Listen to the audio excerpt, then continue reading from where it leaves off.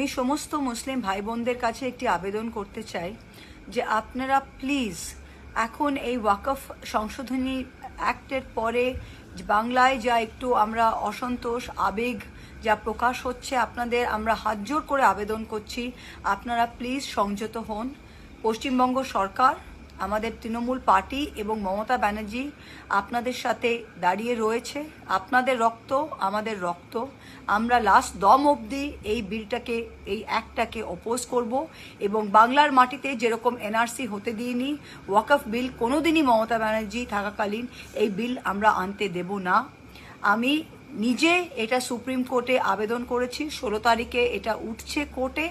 আমরা এটা tooth and nail oppose করছি এবং কোনো মুসলমান ভাইকে দ্বিতীয় শ্রেণীর ভাই বা বোনকে দ্বিতীয় শ্রেণীর নাগরিক হয়ে পশ্চিমবঙ্গের মাটিতে থাকতে হবে না।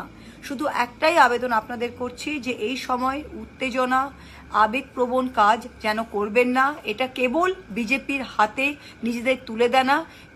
এই অজুহাত নিয়ে বিজেপি এবং কেন্দ্র সরকার কিন্তু মুসলমানদের আরও তকমা লাগাবে, আরও আপনাদের পেছনে কোনো কিছু কাজ করবে যাতে আপনাদের ক্ষতি হয়। এই সুযোগটা দয়া করে দেবেন না। মাথা খরচ করে কাজ করুন, আমরা রয়েছি। আপনাদের মাথার একটা চুলও কেউ ছুঁতে দেবে না।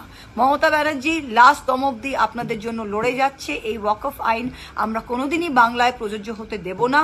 আপনারা আমাদের ওপর একটুখানি আস্থা রাখুন, আমরা সবাই আছি আপনাদের জন্য। প্লিজ সংযত হন। Thank you.